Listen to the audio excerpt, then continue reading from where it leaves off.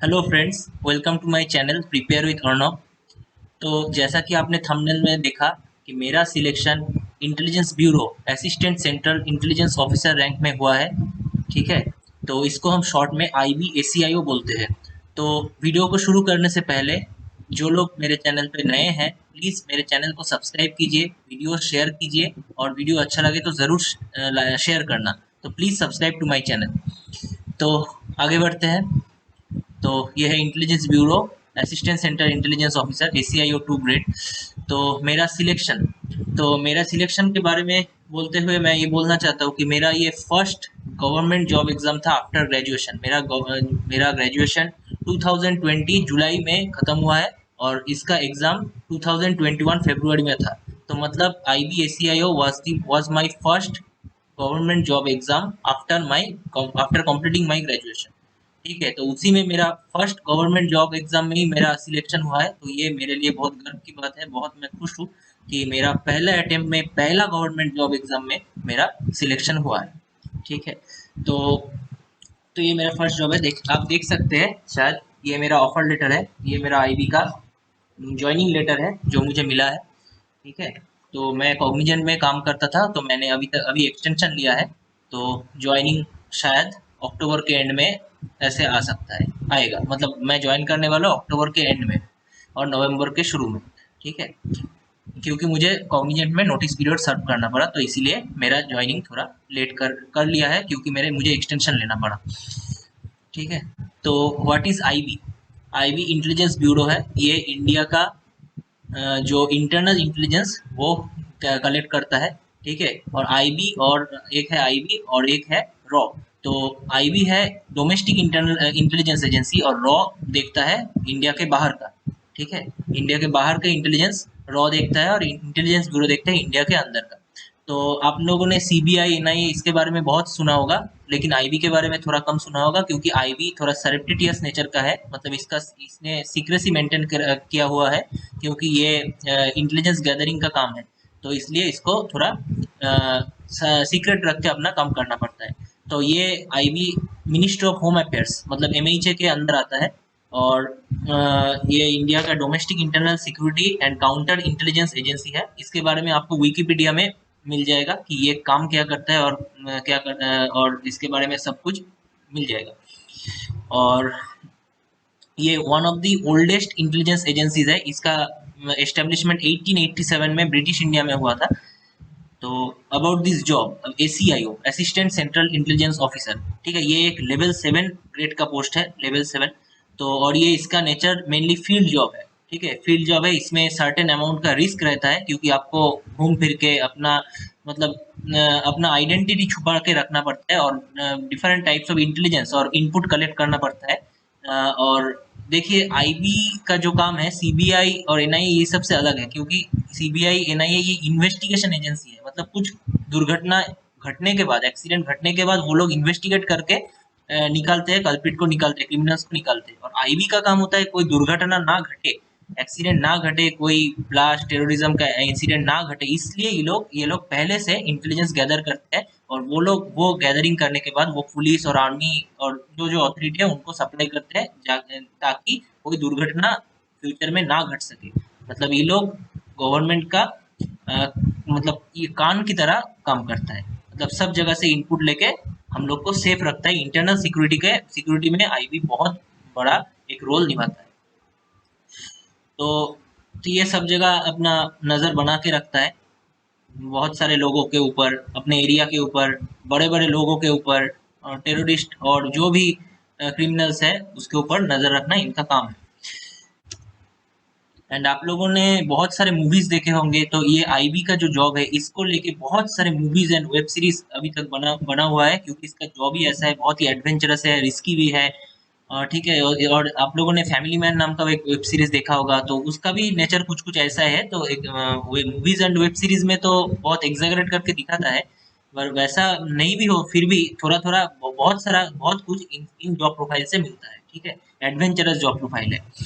तो ये इस जॉब प्रोफाइल को लेके बहुत सारे मूवीज अभी तक बने हैं। तो अब आते हैं सैलरी एंड बेनिफिट्स की तरह। सैलरी और बेनिफिट्स बहुत अच्छे हैं इसके।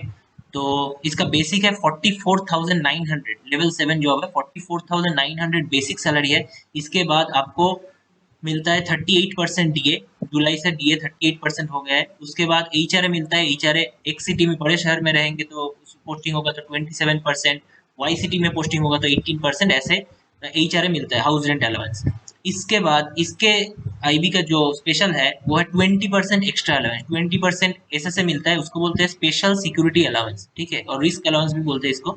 स्पेशल सिक्योरिटी अलाउंस मिलता है 20% ऑफ बेसिक, और टीए भी मिलता है, ट्रांसपोर्ट अलाउंस। ये सब मिलके आपका जो सैलरी बनता है, ट्रेनिंग पीरियड 6 मंथ्स का है, तो ट्रेनिंग पीरियड में इसका सैलरी अराउंड 73-75,000 इन हैंड आता है, इन हैंड, यस, ट्रेनिंग में। और आफ्टर ट्रेनिंग 6 मंथ ट्रेनिंग के बाद जब आपका पोस्टिंग होता है तो पोस्टिंग में आपका इन हैंड सैलरी 85,000 के अराउंड बनेंगे। और अगर हार्ड पोस्टिंग मतलब पाकिस्तान बॉर्डर और नॉर्थ ईस्ट और जम्मू कश्मीर और कई डिफिकल्ट टेरेन में, डिफिकल्ट जगह में आपका पोस्टिंग हो, मतलब उसको हार्ड पोस्टिंग बोलते हैं, तब उसका सैलरी 1 लाख को टच कर सकता है, क्योंकि बहुत सारे एक्स्ट्रा अलावेंस हार्ड पोस्टिंग में मिलते हैं। ठीक है, ये सब मैंने इन हैंड सैलरी के बारे में बताया। और एक स्पेशल चीज है आईबी, सीबीआई, एनआईए, इसमें ये सब जॉब में 12 मंथ्स में आपको 13 मंथ्स का सैलरी मिलता है। जी हाँ, 1 मंथ का सैलरी आपको एक्स्ट्रा मिलेगा, मतलब 12 मंथ्स में आपको 13 मंथ्स का सैलरी मिलेगा। इसका कारण है कभी कभी आपको सैटरडे संडे भी काम करना पड़ता है, कोई एक्स्ट्रा मतलब काम भी करना पड़ता है जब लोड आता है, प्रेशर आता है, तो इसीलिए 1 मंथ का सैलरी इनको एक्स्ट्रा मिलता है। मतलब टोटल आप एवरेज करें तो एवरेज करेंगे मतलब 13 मंथ्स का सैलरी को आप 12 से डिवाइड करेंगे, मतलब उसका एवरेज करीबन 95,000 अराउंड हो जाएगा। और इसके साथ भी बहुत से न्यूमरस न्यूमरस अदर्स अलाउंसेस है, बेनिफिट्स है, जो कि सर्विस में ज्वाइन करने के बाद ही पता चलता है। बहुत सारे एक्स्ट्रा अलाउंस यहाँ पे मिलता है। अगर प्रमोशंस के बारे में बात करें तो थोड़ा देख लेते हैं यहाँ पे। तो ये है असिस्टेंट सेंट्रल इंटेलिजेंस ऑफिसर 2, ठीक है, ये मेरा पोस्ट है IBACIO का। तो ये क्या है, इंस्पेक्टर ऑफ पुलिस, मतलब पुलिस डिपार्टमेंट से आप अगर कंपैरिजन करेंगे तो इंस्पेक्टर ऑफ पुलिस ग्रेड का ये जॉब है। ट्रिपल स्टार जो इंस्पेक्टर होते हैं उनके ट्रिपल स्टार होते हैं, तो इंस्पेक्टर ऑफ पुलिस ग्रेड का ये जॉब है ACIO 2 IB में। तो उसके बाद फर्स्ट प्रमोशन आएगा असिस्टेंट सेंट्रल इंटेलिजेंस ऑफिसर 1, मतलब ACIO IB ACIO 1। इसका जो इक्विवेलेंट रैंक है पुलिस में, उसका इक्विवेलेंट है डिप्टी सुपरिटेंडेंट ऑफ पुलिस, मतलब DSP ग्रेड में आपको फर्स्ट प्रमोशन मिलेगा डिप्टी सुपरिटेंडेंट ऑफ पुलिस में। उसका देख सकते हैं ट्रिपल स्टार, और नीचे यहाँ पे लिखा है IPS। तो उसके बाद नेक्स्ट जो प्रमोशन है उसके वो है deputy central intelligence officer, which is equivalent to additional superintendent of police in police department. तो यहाँ से आपका मुझे जितना लगता है यहाँ से आपका आईपीएस कैडर शुरू होता है। यहाँ से आईपीएस मतलब आईपीएस जो ज्वाइन करते हैं इनिशियल में, तो वो इस पोस्ट से ज्वाइन करते हैं, ठीक है। तो ये है first promotion DSP deputy superintendent of police grade का। उसके बाद एडिशनल सुपरिटेंडेंट ऑफ पुलिस इस ग्रेड का होता है प्रमोशन, ठीक है। प्रमोशन भी ठीक ठाक है, अच्छा है। तो ये ultimately inspector of police grade का जॉब है, जो ट्रिपल स्टार इंस्पेक्टर जो होते हैं उसके इक्विवेलेंट। तो अब आगे बढ़ते हैं ट्रेनिंग्स। तो इसका जब सिलेक्शन होने के बाद ट्रेनिंग्स होता है, ट्रेनिंग 6 मंथ्स का ट्रेनिंग होता है। 2 मंथ्स का ट्रेनिंग होगा, जो पहले होगा वो फर्स्ट 2 मंथ्स होता है आपका आर्म्स ट्रेनिंग होता है, फिजिकल ट्रेनिंग होता है। तो वो फिजिकल बहुत अच्छा लगता है, बहुत रनिंग भाग दौड़ करना पड़ता है, चढ़ना पड़ता है, लॉन्ग जंप, हाई जंप, ये सब भी करना पड़ता है। तो ट्रेनिंग 2 मंथ्स का physical training and arms training, गोली फोली चलाना सिखाता है इसमें। तो 2 मंथ्स का ट्रेनिंग होता है। एक दो एकेडमी है, एक मध्य प्रदेश में है और एक राजस्थान में है। वहाँ पे 2 मंथ्स आपको फिजिकल और आर्म्स ट्रेनिंग में भेजा जाएगा। वो 2 मंथ्स खत्म होने के बाद आपको 2 मंथ्स दिल्ली में ट्रेनिंग में भेजा जाएगा। दिल्ली में आपको क्लासरूम ट्रेनिंग दिया जाता है। तो वहाँ पे आपको प्रैक्टिकल ट्रेनिंग दिया जाता है कि आपको कैसे क्या करना पड़ता है, वो सब करना पड़ता है ट्रेनिंग में आपको दिल्ली में। उसके बाद जो 2 मंथ्स का ट्रेनिंग होता है वो शायद स्टेट में होता है। तो मुझे ये कंफर्म नहीं मालूम, वो किसी स्टेट में मतलब खुद के अपने होम स्टेट में पुलिस का ट्रेनिंग होता है पुलिस डिपार्टमेंट के साथ। तो उसके लिए ट्रेनिंग होता है 2 मंथ्स का, या तो अदर स्टेट में कोई जहाँ भी पोस्टिंग हो, वो जो भी हो, तो वहाँ पे स्टेट में एक 2 मंथ्स का ट्रेनिंग होता है। ये 6 मंथ्स होने के बाद आपको पोस्टिंग दिया जाता है, आपको ज्वाइनिंग लोकेशन मतलब लोकेशन दिया जाता है पोस्टिंग में। तो आप जब पोस्टेड होते हैं वहाँ पे आपको जाना पड़ता है और अपना काम शुरू करना पड़ता है। ठीक है, तब से आपको पोस्टिंग के बाद आपको एचआरए मिलेगा, और पोस्टिंग के पहले जब ट्रेनिंग होता है तो बाकी सब अलाउंस मिलेगा, मतलब 73-75,000 ट्रेनिंग में इन हैंड मिलेगा। उसके बाद पोस्टिंग के बाद आपको 85 अराउंड मिलेगा पोस्टिंग के बाद इन हैंड। उसके बाद आते हैं रिक्रूटमेंट एंड सिलेक्शन प्रोसीड्योर में। तो रिक्रूटमेंट और सिलेक्शन प्रोसीड्योर के बारे में मैं उतना पहले नहीं जानता था, तो देते देते मुझे आइडिया हुआ है, क्योंकि ये मेरा पहला गवर्नमेंट जॉब एग्जाम था आफ्टर ग्रेजुएशन। तो पहले यहाँ पे 4 टियर होता है। तो टियर वन होता है वो एसएससी सीजीएल की तरह ही होता है, मतलब पैटर्न। टियर वन में 100 क्वेश्चंस रहते हैं और 100 मार्क्स रहते हैं, मतलब ईच क्वेश्चन 1 मार्क करके रहता है, और 1 आवर टाइम रहता है, 1 घंटा में 100 क्वेश्चन। पैटर्न रहता है 20 marks maths, 20 marks English, 20 marks reasoning, और 20 मार्क्स करंट अफेयर्स, और 20 मार्क्स जनरल स्टडीज। मतलब 40 मार्क्स आपको जीके एंड करंट अफेयर्स में देता है। तो यहाँ पे मैं बोलना चाहूंगा कि हमारे जो पेपर था हुआ था 18, मेरा जो पेपर था 18 फरवरी 2021 में टियर वन हुआ था मेरा, ठीक है। तो उसमें मैथ रीजनिंग और इंग्लिश जो 60 मार्क्स थे वो ठीक ठाक थे, मतलब उतना टफ नहीं था। लेकिन जो 40 मार्क्स का जीएस था, मतलब general studies, history, geography, economics, polity, और 20 मार्क्स का करंट अफेयर्स था, वो बहुत ही टफ था, मुझे तो बहुत ही टफ लगा। ठीक है, ऐसा जीके करंट अफेयर्स एसएससी में भी नहीं आता, तो बहुत ही टफ था। यूपीएससी कोई बोल रहे थे यूपीएससी जो देते हैं, वो लोग बोल रहे थे यूपीएससी जो प्रीलिम्स है उसके लेवल का यहाँ पे जीएस एंड करंट अफेयर्स आया था। ठीक है, तो ये टियर वन हुआ था, और टियर वन में कट ऑफ कितना था वो पता नहीं, क्योंकि आईबी अपना कुछ रिवील नहीं करता, मतलब इवन कट ऑफ भी नहीं बताता कि कितना कट ऑफ में सिलेक्शन हुआ है। तो टियर वन में क्वालिफाई कर गया। ठीक है, तो उसके बाद टियर टू था 25 जुलाई 2021 को। ठीक है, 25 जुलाई 2021। इसमें इसमें रहता है 50 मार्क्स, 50 मार्क्स, और टाइम रहता है 1 आवर। ये रिटन एग्जाम है। इसमें आपको 30 मार्क्स मिलता है ऐसे में, 30 मार्क्स रहता है ऐसे में, 10 मार्क्स रहता है एक पैसेज पर, मतलब रीडिंग कॉम्प्रिहेंशन में 10 मार्क्स रहता है, और उसको रीड करके, पैसेज रीड करके 5 क्वेश्चन करना पड़ता है, और 10 मार्क्स रहता है प्रेसी राइटिंग में। ठीक है, तो मतलब 30 + 10 + 10, ये एसएससी सीजीएल का और सीएचएसएल का टियर टू जैसा, टियर टू और टियर थ्री जैसा नहीं है, क्योंकि इसमें बहुत दबाव रहता है, टाइम बहुत कम है। यहाँ पे एक 400 वर्ड्स का, जी हाँ 400 वर्ड्स का एक ऐसे लिखना पड़ता है, उसके बाद पैसेज रीड करके टू मार्क्स करके 5 क्वेश्चंस का आपको आंसर देना पड़ता है। ठीक है, जो कि थोड़ा डिफिकल्ट है, क्योंकि डायरेक्ट क्वेश्चन वहां पे नहीं रहता, तो उसमें बहुत टाइम कंज्यूमिंग है ये पैसेज वाला जगह। उसके बाद प्रेसी राइटिंग है, प्रेसी में भी थोड़ा टाइम लगता है समझने में, उसको शॉर्ट करने में, तो टाइम बहुत कम रहता है। तो ये टियर टू में टाइम का बहुत दिक्कत होता है। तो ऐसे जो आया था हमारे टाइम, ये 5 टॉपिक्स थे ऐसे। ठीक है, इसमें से आपको एक लिखना था।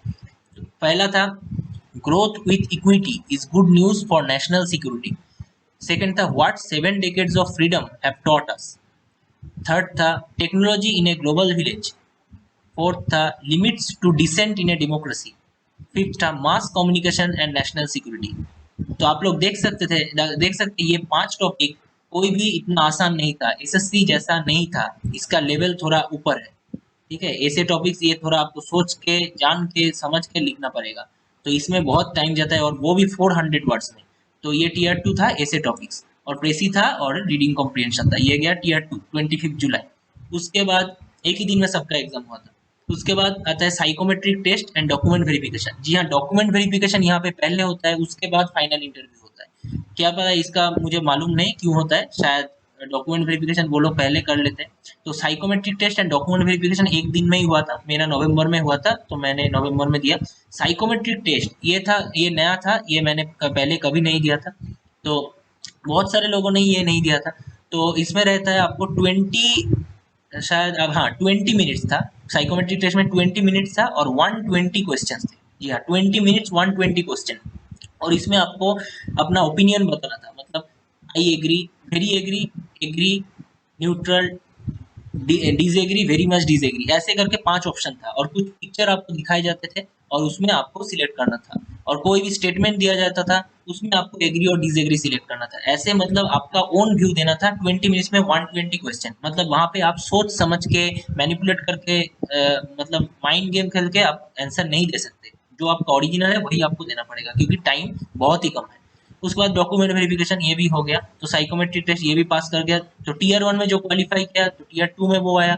टीयर 2 जो क्वालिफाई किया वो साइकोमेट्रिक टेस्ट है, उसके बाद इस psychometric test and document verification होने के बाद फाइनल इंटरव्यू। तो टीयर 2 जो क्रॉस किया वो psychometric test and final interview दोनों ही दिया। मतलब साइकोमेट्रिक टेस्ट के बाद कोई एलिमिनेशन नहीं हुआ था।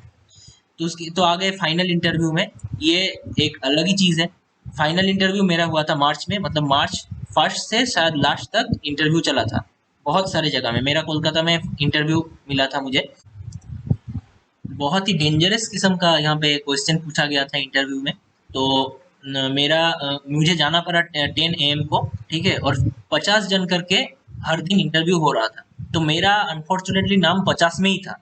मतलब मैं गया था 10 AM में, और मेरा जब इंटरव्यू हुआ वो तब बज रहा था 5:30 PM। मतलब इवनिंग को 5:30 बजे जब मैं इंटरव्यू देने गया और जब निकला तब वो लोग ऑफिस बंद कर रहे थे। मतलब ऐसा सिचुएशन था। तो इंटरव्यू पैनल में 3 मेंबर्स पैनल थे, ऑल मेल, सब मेल थे। और शायद वहाँ पे आईपीएस ऑफिसर्स होते हैं सिलेक्शन बोर्ड में, या तो आईबी के ही कई बड़े ऑफिसर रहते हैं, बहुत सीनियर मोस्ट ऑफिसर रहते हैं। तो 3 मेंबर पैनल थे, उन लोगों का डिजिग्नेशन मुझे पता नहीं, पर जितना पता चला वो लोग आइदर आईपीएस है, नहीं तो इंटेलिजेंस ब्यूरो का एक्सपीरियंस्ड और बड़े आदमी थे। तो उन्होंने बहुत सारे क्वेश्चन पूछे मुझसे। मैं सब प्रिपेयर करके गया था इस आईबी के एग्जाम के लिए। मैंने प्रिपरेशन धीरे धीरे शुरू, मतलब टीयर 1 जब क्वालिफाई किया तो मुझे बहुत इंटरेस्ट आ गया। तो टीयर 2 इंटरव्यू, इसके लिए मैंने बहुत प्रिपरेशन किया था और बहुत एफर्ट दिया था। तो इंटरव्यू में मैंने सब प्रिपेयर करके गया था और मुझसे बहुत सारे क्वेश्चन पूछे, जैसे रशिया यूक्रेन वार से रिलेटेड। उसके बाद present government situation in West Bengal, मतलब वेस्ट बंगाल में चीफ मिनिस्टर और गवर्नर के बीच में जो टसल चलता था तब, तो उसको लेके मुझे बहुत क्वेश्चन किए।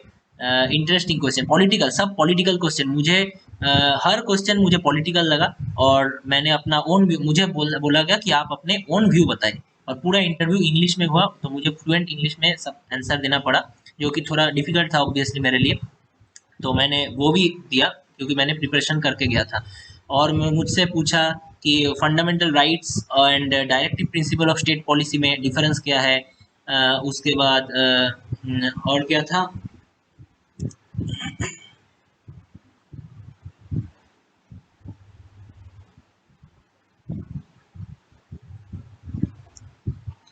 कम्युनल रियॉट्स के बारे में मुझे पूछा कि कम्युनल रियॉट्स कैसे होता है। और अपीजमेंट पॉलिसी, वेस्ट बंगाल में अपीजमेंट गवर्नमेंट के अपीजमेंट पॉलिसी टुवर्ड्स माइनॉरिटीज़ के, मतलब माइनॉरिटीज़ के तरफ अपीजमेंट पॉलिसी है क्या नहीं, मेरे क्या विचार है। और न्यूज़पेपर में जो लिखते हैं मतलब सरकार के बारे में, वो सब सच है क्या नहीं। तो ये सब कुछ क्वेश्चन जो बताने लायक है यहाँ पे ऑनलाइन प्लेटफॉर्म में, यूट्यूब में, वो मैं आपको बताया। इससे बहुत ज़्यादा और बहुत मतलब कठिन, बहुत कॉम्प्लेक्स सवाल मुझसे पूछे थे, जो मैं आपको पब्लिक डोमेन में और यूट्यूब में मैं बता नहीं सकता, रिवील नहीं कर सकता, क्योंकि वो नेचर ही कुछ ऐसा है। सरकार के बारे में, पॉलिटिकल पार्टीज के बारे में, माइनॉरिटीज़ के बारे में, कम्युनल हार्मोनी रियॉट्स के बारे में सब कुछ मुझसे पूछा गया था, और बहुत ही ट्रिकी सवाल पूछे गए थे। वो जो मैं सबका आंसर मैंने डायरेक्ट दिया, एकदम स्ट्रेट फॉरवर्ड दिया। लेकिन वो सवाल मैं आपको नहीं बता सकता, तो जितना बताने लायक था उतना ही बताया। मेरा इंटरव्यू अराउंड 15 मिनट्स चला, उसके बाद उन्होंने थैंक यू बोला और मैं निकल गया। तो ये इंटरव्यू हो गया मार्च के एंड तक, मेरा 2 मार्च था। उसके बाद फाइनल रिजल्ट 15 अप्रैल अराउंड फाइनल रिजल्ट आ गया मिनिस्ट्री ऑफ होम अफेयर्स के वेबसाइट में। तो वहाँ पे जब क्लिक किया, पूरा लिस्ट आ गया, उसमें मैंने रोल नंबर डाला, और रोल नंबर डालते ही मेरा जो हाईलाइट होता है एडोब में, वो हाईलाइट हो गया मेरा रोल नंबर। तो मुझे बहुत ही खुशी मिला कि मुझे फाइनली IBSCIO में सिलेक्शन मिल गया। और एग्ज़ाम बहुत देते हैं, अराउंड 12 लाख 13 लाख एग्ज़ाम देते हैं, और इनमें से सिर्फ 989 नंबर थे यूआर का सीट। आप जानते हैं मैं यूआर कैटेगरी से बिलोंग करता हूँ। तो 989 seats were for UR category, general category. तो मुझे वो 12-13 लाख कैंडिडेट्स में से पहले 989 कैंडिडेट्स में आना था। तो मैंने 989 में अंदर आ गया, इसीलिए मेरा सिलेक्शन हुआ है। और मेरा ज्वाइनिंग फर्स्ट बैच में आया था। तो मतलब वो लोग ज्वाइनिंग रैंक वाइज देते हैं। फर्स्ट 350 कैंडिडेट्स को रैंक वाइज, फर्स्ट 350 कैंडिडेट्स को वो लोग फर्स्ट बैच में ज्वाइनिंग दिया था। तो इसका मतलब मेरा फर्स्ट बैच में ज्वाइनिंग आया था, इसका मतलब क्या है, मेरा रैंक ऑल इंडिया में 350 के अंदर है। जी हाँ, IBACIO में मेरा रैंक 350 के अंदर है, इसीलिए मेरा फर्स्ट बैच में ज्वाइनिंग आना था। तो 12-13 लाख से के अंदर कंपटीशन में से 350 के अंदर आना, ये सच में बहुत गर्व की बात है मेरे लिए। और मेरा ये पहला गवर्नमेंट जॉब एग्जाम था, तो इसीलिए मैं और भी खुश हूँ। ठीक है, उसके बाद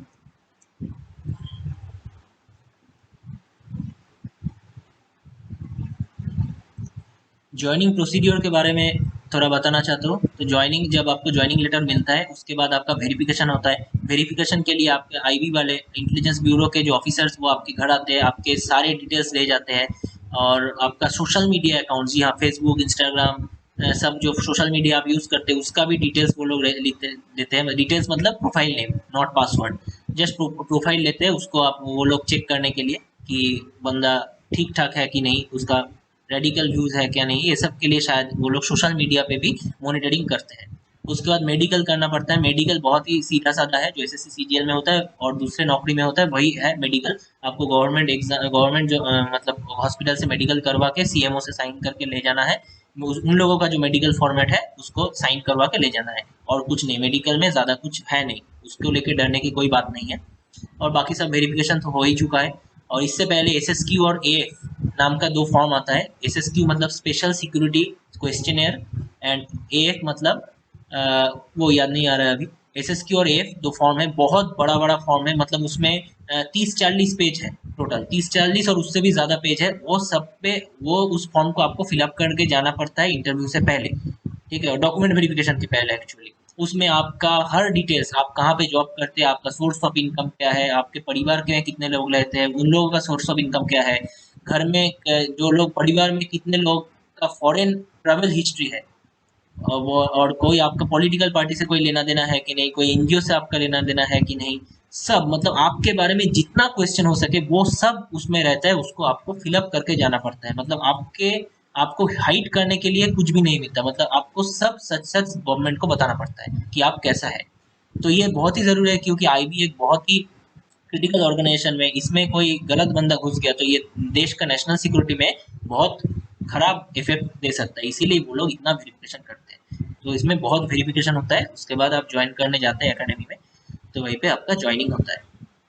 तो सीजीएल वर्सेस आईबीएसीआईओ, तो मेरा, आप जानते हैं, मेरा सीजीएल 2020 में भी सिलेक्शन होगा। उसका फाइनल रिजल्ट अभी अक्टूबर में आ जाएगा शायद, और आईबीएसीआईओ 2 में तो हो ही गया है। तो मेरे लिए एक कन्फ्यूजन की बात है कि मैं सीजीएल ज्वाइन करूँ या आईबीएसीआईओ 2 ज्वाइन करूँ। तो जब तक आईबीएसीआईओ 2 का ज्वाइनिंग होगा तब तक सीजीएल का रिजल्ट आ जाएगा, तभी मैं डिसाइड कर पाऊंगा। तो अभी मैं कन्फ्यूज हूँ, मैं नहीं जानता सीजीएल में ज्वाइन करूँ कि आईबीएसीआईओ में ज्वाइन करूँ, ये अभी मुझे नहीं मालूम। तो अभी नहीं सोच रहा, सीजीएल का फाइनल रिजल्ट आएगा उसके बाद ही मैं ये डिसाइड करूँगा।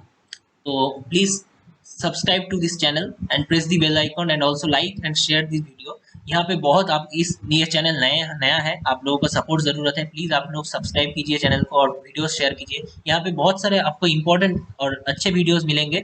वो बहुत सारे वीडियो मैंने बनाया है, सीजीएल टीयर 2 का इंग्लिश प्रिपरेशन के बारे में वीडियो बना है, मेरे डॉक्यूमेंट वेरिफिकेशन एक्सपीरियंस के बारे में वीडियो बना है।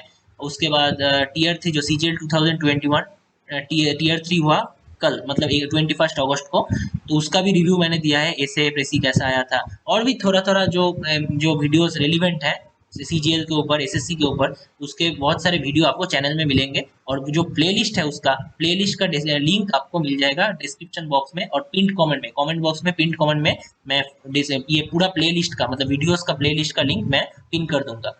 और टेलीग्राम चैनल जो है मेरा, लिंक मैं डाल दूंगा डिस्क्रिप्शन बॉक्स में। आप उस टेलीग्राम चैनल को ज़रूर ज्वाइन कर लीजिए, वहाँ पे मैं सारे अपडेट्स देता हूँ। तो टेलीग्राम चैनल को ज्वाइन कीजिए। और आप जानते हैं मैं अपना कोचिंग एंड ट्यूशन शुरू करने जा रहा हूँ, जो कि सितंबर मंथ से मेरा पहला बैच शुरू होने जा रहा है। तो सितंबर मंथ से मैं ट्यूशन शुरू करने जा रहा हूँ एसएससी एंड रेलवेज की तरफ। मैं मेनली मैथ एंड इंग्लिश आपको प्रिपेयर कराऊंगा पूरे फुल रिस्पॉन्सिबिलिटी से, एंड रीजनिंग और जीके का भी थोड़ा गाइड कर दूंगा उसी में। तो सितंबर मंथ में मेरा शुरू हो रहा है ट्यूशन बैच, वो पूरा फ्री होगा। मतलब सितंबर महीने में आप पहला मंथ, फर्स्ट मंथ पूरा फ्री होगा, पूरा फ्री, यस पूरा फ्री। तो वो आप एक मंथ मेरे से क्लास करके, मैथ और इंग्लिश का क्लास करके आप देखिए कैसा लगता है। अगर आपको अच्छा लगे तो अक्टूबर मंथ से आपको एक बहुत ही मिनिमल मंथली फी के फी दे के आपको एडमिशन लेना पड़ेगा। उसके बाद मंथली जैसे ट्यूशन आप पढ़ते थे पहले क्लास 8 9 10 11 12 में, वैसे ही ट्यूशन महीने भर मतलब मंथली आपको ट्यूशन फी दे के आपको मुझसे ट्यूशन लेना है। तो अक्टूबर मंथ से मैं एडमिशन कराऊंगा और फीस लूंगा। आप सितंबर मंथ में आप मेरे से पढ़िए, आप देखिए कैसा लगता है। अगर आपको अच्छा लगे तो आप एडमिशन लीजिए, नहीं अच्छा लगे तो नहीं लीजिए, लेकिन I can say you must try this. ठीक है, मेरा टीचिंग स्टाइल आपको पसंद आए तो फिर तो ही आप ज्वाइन कर लीजिए। तो सितंबर मंथ से मेरा ट्यूशन और कोचिंग शुरू हो रहा है। Mainly math and English focus में रहेगा, मेनली एसएससी एंड रेलवेज के लिए। बैंकिंग एक्सपीरियंस भी आ सकते हैं क्योंकि मैथ और इंग्लिश बैंकिंग में भी लगता है। तो ठीक है, आज के लिए इतना ही। बहुत बहुत शुक्रिया एंड थैंक यू। मेरे चैनल को ज़रूर सब्सक्राइब कीजिए। ठीक।